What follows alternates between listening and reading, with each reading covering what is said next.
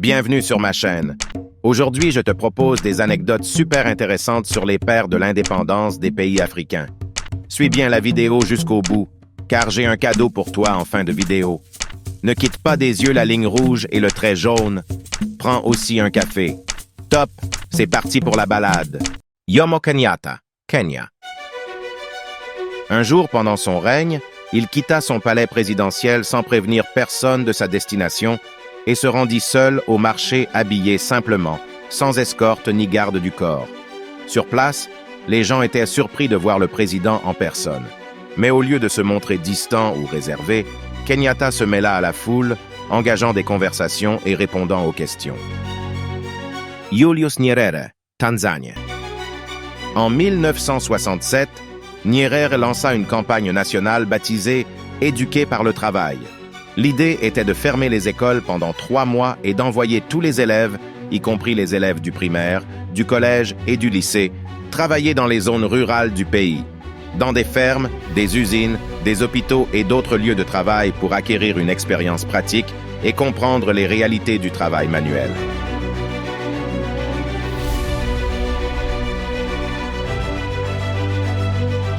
Kwame Nkrumah, Ghana. En 1963, Nkrumah organisa une conférence panafricaine à Accra, la capitale du Ghana. Lors de la conférence, durant l'un de ses discours, Nkrumah pointa du doigt une carte de l'Afrique accrochée au mur, la prit, la déchira en morceaux et jeta les morceaux sur la table devant lui. Il déclara alors « Maintenant, nous allons reconstruire l'Afrique morceau par morceau pour qu'elle redevienne un tout, uni et puissant. »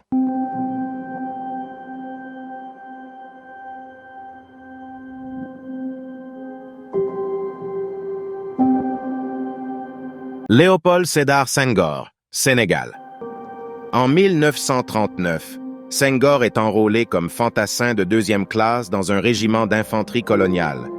Le 20 juin 1940, il est arrêté et fait prisonnier par les Allemands dans un camp de prisonniers réservé aux troupes coloniales.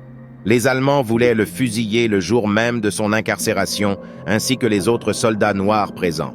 Mais ils échapperont à ce massacre.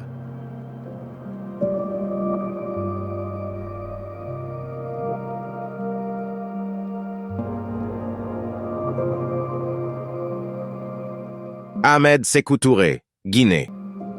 Sékou Touré a pris une décision audacieuse lors du référendum qui s'est tenu le 28 septembre 1958 face à la France de De Gaulle. Il déclarait « Nous préférons la pauvreté dans la liberté à la richesse dans l'esclavage ». Il a appelé la population à voter massivement pour l'indépendance totale de la Guinée, rejetant ainsi les propositions de réforme constitutionnelle de la France.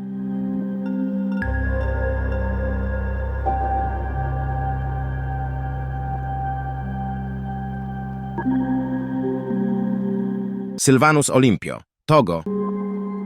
Olympio a établi une fonderie de pièces de monnaie à Lomé, la capitale du Togo. Des machines modernes ont été importées pour frapper les pièces et des travailleurs togolais ont été formés pour produire les pièces de manière indépendante afin d'autonomiser l'économie du Togo et renforcer l'industrie nationale. Malheureusement, le mandat d'Olympio a été interrompu tragiquement le 13 janvier 1963.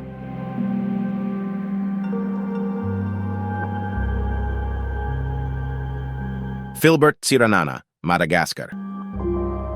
Alors que le Madagascar était encore une colonie française, Philbert a organisé de nombreux rassemblements pour rallier le soutien de la population. Lors d'un des rassemblements, Tsiranana s'est retrouvé face à une foule immense de partisans enthousiastes. Son discours était passionné et il captivait l'auditoire avec sa rhétorique éloquente. Cependant, à un moment donné, il a été interrompu par un homme du public qui a commencé à le critiquer et à remettre en question ses intentions. Au lieu de réagir avec colère ou de l'ignorer, Tsiranana a demandé à l'homme de monter sur la scène et de s'exprimer librement devant la foule. Il a écouté attentivement les critiques de l'homme et a répondu à chacune de ses préoccupations avec respect et diplomatie.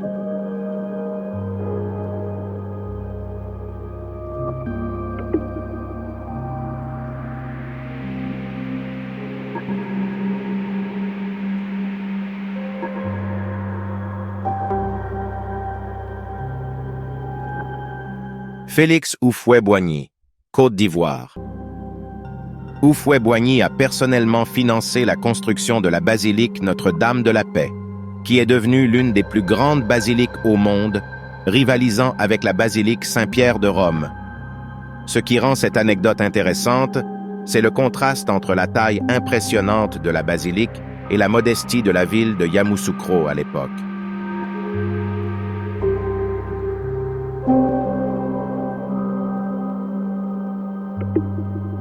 Ahmadou Ahidjo, Cameroun. Le président Ahidjo a visité une école dans une région rurale du Cameroun. Lors de sa visite, il a remarqué que les enfants étaient assis sur des bancs de fortune, souvent des troncs d'arbres. Profondément touché par cette situation, il a ordonné à ses gardes du corps de démonter les portières blindées de sa voiture officielle et demandé aux artisans locaux de transformer les portières en bancs pour les enfants de l'école. Le lendemain, il a fait don de vrais bancs aux élèves.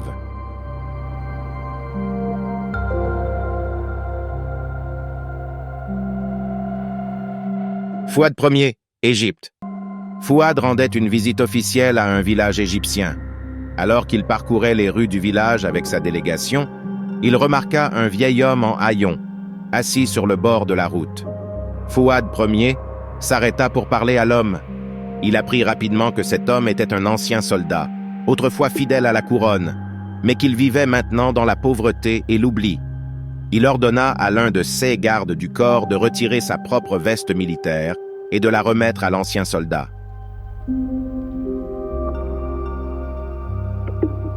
Aboubakar Tafawa. En 1963, Aboubakar Tafawa Balewa a effectué une visite officielle en Angleterre pour rencontrer la reine Élisabeth II et renforcer les relations entre le Nigeria et le Royaume-Uni. Au moment du repas, il a remarqué qu'un couteau était manquant à sa table. Plutôt que de demander un autre couteau, il décida de partager celui qu'il avait avec son voisin de table. Il prit le couteau et le passa à son voisin en disant « Au Nigeria, nous avons l'habitude de partager ce que nous avons avec les autres, alors voici un couteau pour nous deux. »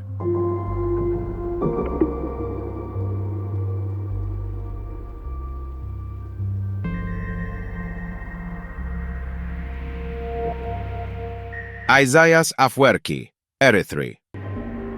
À l'époque où il était encore un combattant rebelle contre l'Éthiopie, les forces éthiopiennes avaient capturé certains de ses camarades de combat et les avaient emprisonnés dans une base militaire éthiopienne.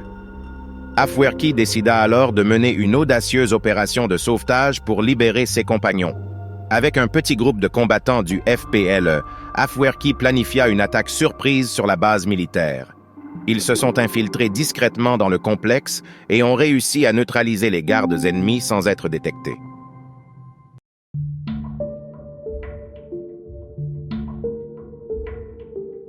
Léon Mba, Gabon. Le président français Charles de Gaulle avait invité Léon à assister à un défilé militaire sur les Champs-Élysées. Arrivé, Léon a été surpris de voir une foule immense de Gabonais vivant à Paris venus le saluer. Heureux de voir un tel soutien, il décida de saluer la foule en levant la main. Mais Léon ne s'attendait pas à ce que tous les Gabonais lèvent la main en un geste synchronisé. Ce mouvement a attiré l'attention des médias et le geste a été surnommé le salut gabonais.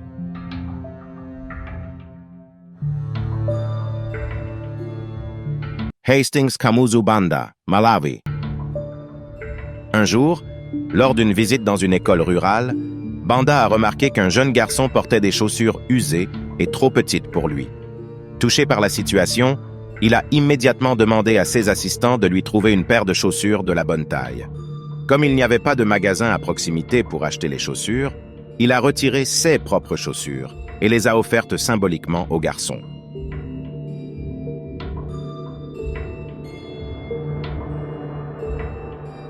Seretse-Khama, Botswana. En 1948, alors qu'il étudiait à Londres, Seretse-Khama a rencontré Ruth Williams, une femme britannique. Malgré les différences culturelles, raciales et sociales, ils sont tombés amoureux et ont décidé de se marier. Cependant, leur mariage interracial a été mal accueilli par de nombreux cercles, à la fois au Botswana et en Grande-Bretagne. Leur union a créé une controverse politique et sociale, ce qui les a contraints à vivre en exil pendant plusieurs années.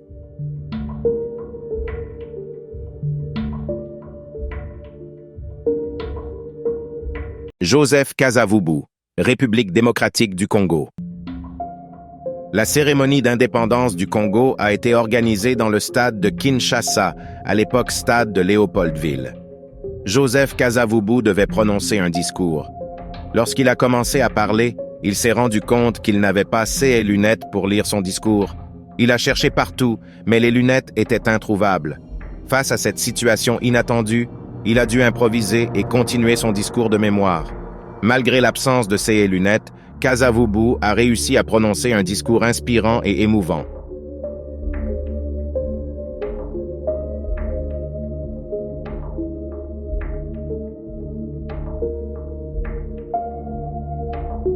David Dacko, République centrafricaine. En 1966, alors qu'il était président, Dacko a visité un village. À son arrivée, il a été accueilli par une foule enthousiaste, mais il a remarqué qu'un homme se tenait à l'écart. Curieux, Dacko s'est approché de lui et a découvert qu'il était considéré comme un puissant sorcier traditionnel dans la région. Le sorcier a révélé à Dacko ceci: « Vous serez réélu président, mais vous serez renversé par un coup d'État militaire quelques années plus tard. » Cette prédiction s'est avérée puisque Dacko a été réélu président en 1968, mais en 1979, il a été renversé par un coup d'État militaire mené par son cousin, l'officier Jean Bédel Bokassa.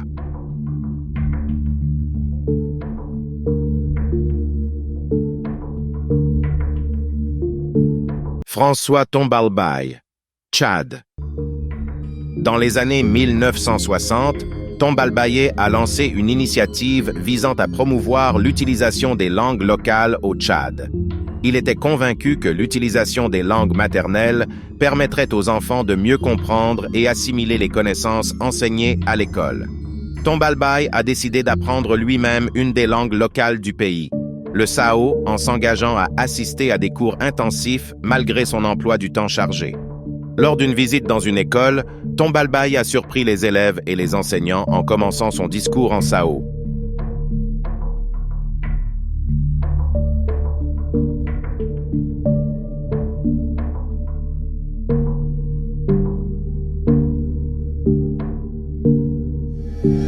William Taubman, Libéria. Un jour, alors qu'il se rendait dans une ville de l'intérieur du pays, Taubman décida de faire un arrêt dans un petit village. Il n'avait pas prévenu les habitants de sa visite et ils furent donc surpris de le voir. La nouvelle de sa présence se répandit rapidement dans le village et les habitants s'empressèrent de sortir de leur maison pour le rencontrer.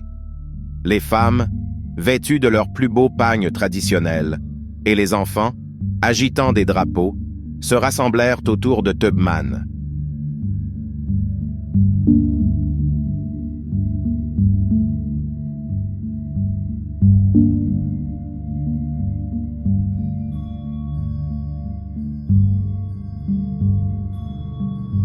Modibo Keïta, Mali. Alors qu'il était encore étudiant, les professeurs de Modibo Keïta le signalèrent déjà comme un bon élément, mais aussi comme un agitateur anti-français à surveiller. Djerma Koye, ancien secrétaire général adjoint de l'ONU, déclarait à son propos « J'ai découvert Modibo, orateur né, qui parlait sans complaisance. Le discours de Modibo Keïta était de la dynamite. Ses idées clairement exprimées fusaient comme propulsées par une inlassable énergie. »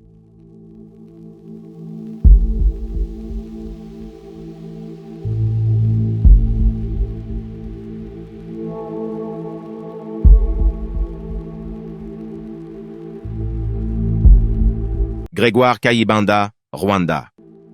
Un jour, lors d'une de ses promenades, Kayibanda a remarqué un homme âgé qui vendait des fruits sur le bord de la route. Intrigué, le président s'est approché de lui. L'homme a expliqué qu'il avait du mal à vendre ses fruits car les passants ne semblaient pas s'intéresser à son étalage. Ayant toujours eu un profond respect pour le travail acharné et la persévérance, Kayibanda a décidé d'aider l'homme.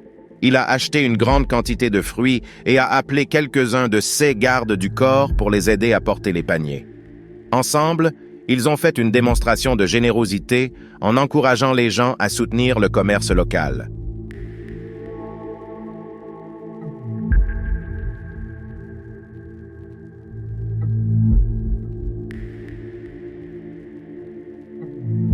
Milton Obote, Ouganda. Obote a été invité à prendre la parole lors d'un rassemblement dans une région où les tensions ethniques étaient très fortes. Conscient de la polarisation existante, il a choisi de prononcer son discours en utilisant une langue locale plutôt que l'anglais, qui était la langue officielle. En utilisant la langue locale, Obote a pu se connecter directement avec les habitants de cette région.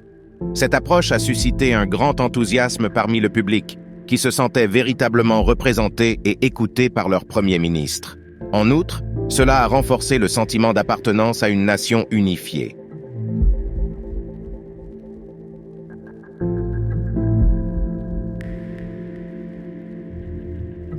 Haïlé Sélassié, Éthiopie. En 1935. Alors que les troupes italiennes avançaient rapidement dans le pays, Haïlé Sélassié a décidé de se rendre devant la Société des Nations, l'ancêtre de l'Organisation des Nations Unies, pour plaider en faveur de son pays. Le 30 juin 1936, Haïlé Sélassié a prononcé un discours mémorable. Il a prononcé ces mots qui sont encore cités aujourd'hui. Il déclarait « C'est nous aujourd'hui, ce sera vous demain ». Cette déclaration puissante était une mise en garde contre l'expansionnisme et une affirmation de la solidarité internationale.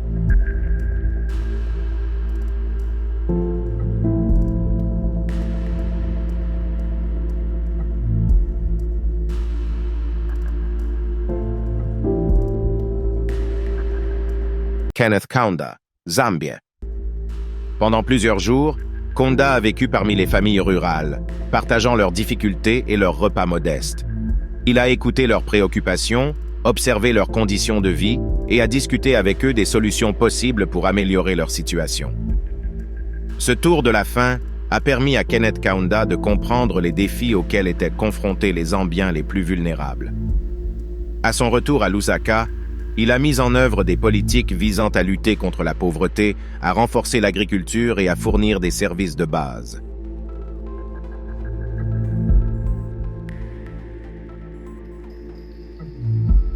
Mokhtar Dada, Mauritanie. À cette époque, le pays était divisé entre les populations arabes et noires, et des tensions ethniques et raciales persistaient. Conscient de ces divisions, Dada a entrepris une initiative audacieuse. Il a organisé une grande cérémonie nationale à Nouakchott, la capitale de la Mauritanie, où il a invité des représentants de toutes les ethnies et groupes culturels du pays. Des Arabes, des Afro-Mauritaniens, des Haratines et d'autres groupes ont été réunis pour célébrer l'unité nationale et la diversité de la Mauritanie. Au cours de cet événement, Dada a prononcé un discours soulignant l'importance de l'harmonie et de la coexistence pacifique entre les différentes communautés.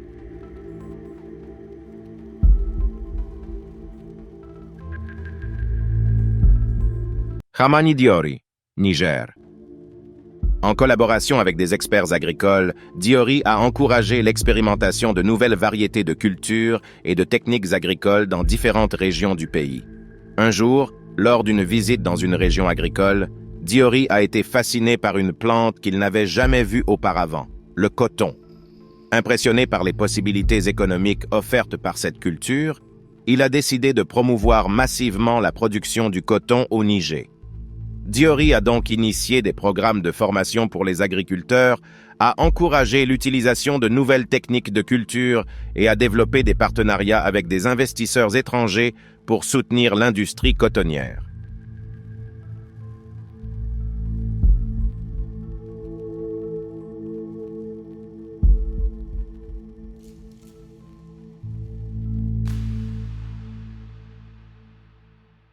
Milton Margai, Sierra Leone. Alors qu'il se rendait dans une communauté de la Sierra Leone, il a remarqué qu'il n'y avait pas de pont pour permettre aux habitants de traverser une rivière et d'accéder plus facilement aux services essentiels. Au lieu de simplement prendre note de cette lacune, Milton a pris une décision spontanée. Il a enlevé ses chaussures, retroussé ses pantalons et a traversé la rivière à pied pour montrer sa solidarité avec les habitants du village.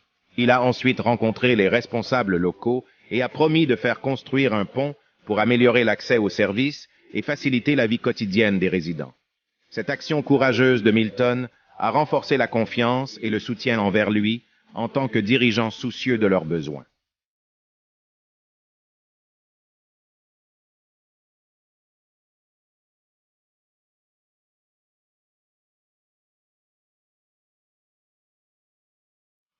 Ismail Al-Azhari, Soudan. En 1964, le Soudan a connu des manifestations de grande envergure qui ont finalement conduit à la chute du régime d'Al-Azhari. Les protestations étaient dirigées contre le gouvernement en place et ses politiques économiques et sociales. Face à cette agitation populaire, Al-Azhari a été confronté à un choix crucial: réprimer les manifestations par la force ou prendre une voie plus conciliante. Al-Azhari a choisi de rencontrer les leaders des mouvements de protestation et de discuter de leurs revendications. Il a fait preuve d'ouverture au dialogue et à la négociation. En acceptant de répondre aux demandes des manifestants, il a formé un gouvernement de transition, ouvrant ainsi la voie à des réformes politiques et à la tenue d'élections libres et équitables.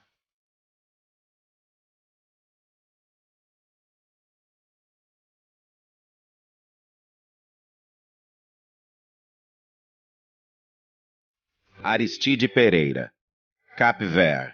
Alors qu'il marchait dans les rues, il a remarqué un petit groupe d'enfants qui jouaient au football avec un ballon déchiré et usé.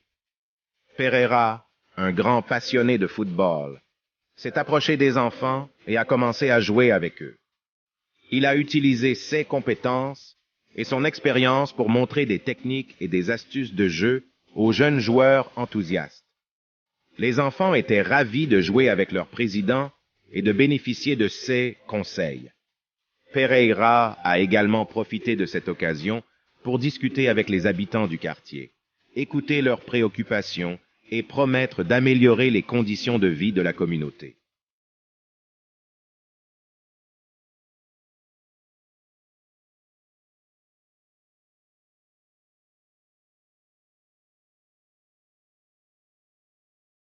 Sam Nujoma, Namibie. Un jour, lors d'une visite dans une école rurale, Nujoma a été intrigué par le jeune Jonas, un élève qui avait manifesté un grand intérêt pour la politique et le leadership. Impressionné par l'enthousiasme et l'intelligence de Jonas, Nujoma a décidé de lui donner une opportunité unique. Il a invité Jonas à devenir son ministre junior de l'éducation pendant une journée. Jonas a été ravi de cette occasion et a passé la journée à suivre Nujoma dans ses réunions et ses tâches présidentielles.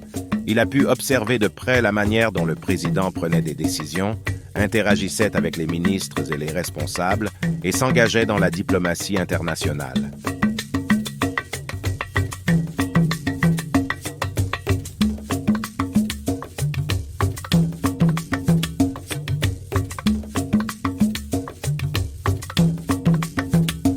Agostinho Neto, Angola.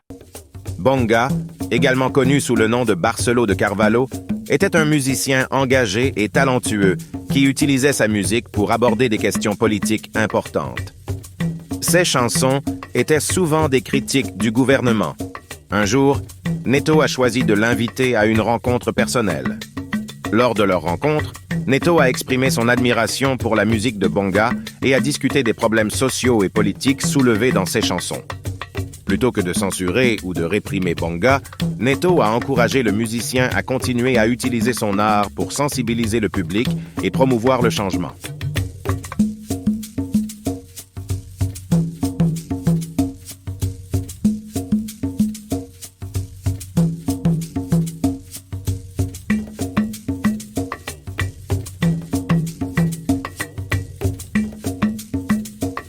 Samora Machel, Mozambique. Le Mozambique, après des années de domination coloniale, avait un taux d'analphabétisme élevé parmi sa population. Machel a reconnu que l'éducation était essentielle pour le développement socio-économique du pays. Il a donc entrepris une initiative ambitieuse pour éradiquer l'analphabétisme et promouvoir l'alphabétisation dans tout le pays. Une des méthodes qu'il a utilisées était d'organiser des cours d'alphabétisation gratuits et accessibles à tous. Ce qui rendait cette initiative particulièrement intéressante, c'est que Machel lui-même a participé à ces cours en tant qu'élève, en apprenant à lire et à écrire avec les autres citoyens.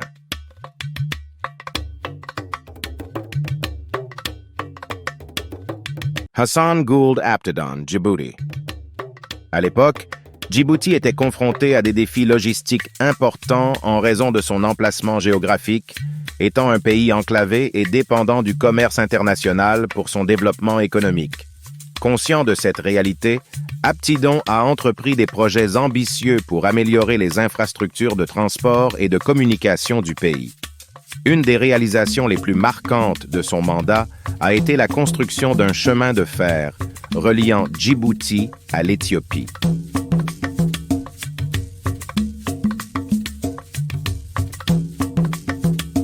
Francisco Macías Nguema, Guinée équatoriale. Macías Nguema croyait fermement à l'existence de la sorcellerie et des pouvoirs surnaturels. Il a décidé de lancer une campagne visant à éliminer les prétendus sorciers et sorcières de son pays. Des milliers de personnes ont été arrêtées, accusées de sorcellerie et soumises à des tortures et à des exécutions publiques. Les chasses aux sorcières étaient menées par des groupes de personnes fanatisées agissant selon les ordres du président. Des villages entiers ont été fouillés. Des personnes ont été traînées hors de leur maison et soumises à des interrogatoires brutaux.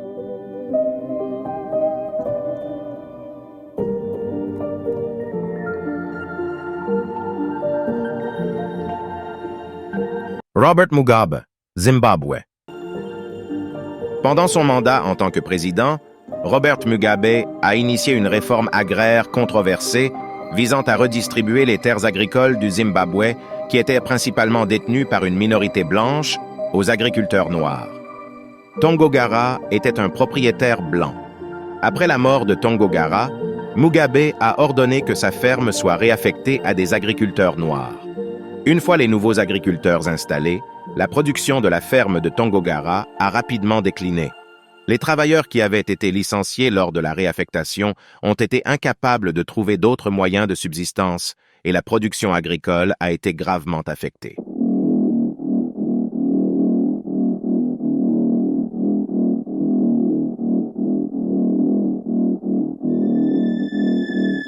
Maurice Yameogo, Burkina Faso.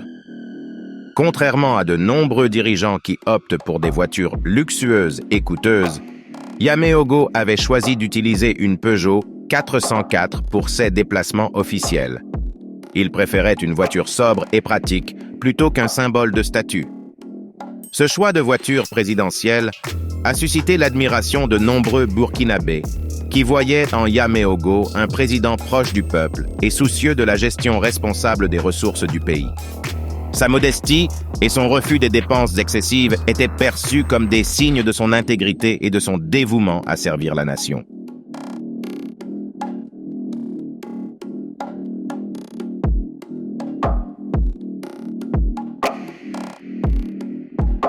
Fulbert Youlou, République du Congo. Fulbert Youlou était connu pour son charisme et sa passion pour la musique. Il était lui-même un chanteur et compositeur talentueux, et il utilisait souvent la musique comme moyen de communication et de connexion avec le peuple congolais. Une anecdote intéressante à cet égard concerne la création d'un hymne national pour la République du Congo. Youlou a pris l'initiative de composer personnellement l'hymne, qui est devenu plus tard l'hymne national du pays. Il a écrit les paroles et la musique de l'hymne, mettant en valeur les valeurs patriotiques et l'unité du peuple congolais. L'hymne, intitulé La Congolaise, est devenu un symbole d'identité nationale et de fierté pour les Congolais.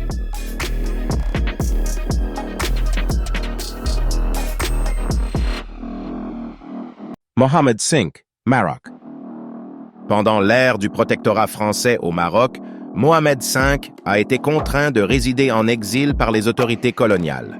En 1953, il a été déporté à Madagascar avec sa famille, laissant le peuple marocain sans son chef spirituel et politique. Vincent Auriol, président français de l'époque, a visité le Maroc en 1955 pour discuter des futures relations entre les deux pays. Cependant, le peuple marocain, fervent dans sa volonté d'indépendance, a décidé de boycotter l'événement en signe de protestation contre la domination coloniale française. Les rues étaient vides, les magasins étaient fermés et il n'y avait pratiquement personne pour accueillir le président français.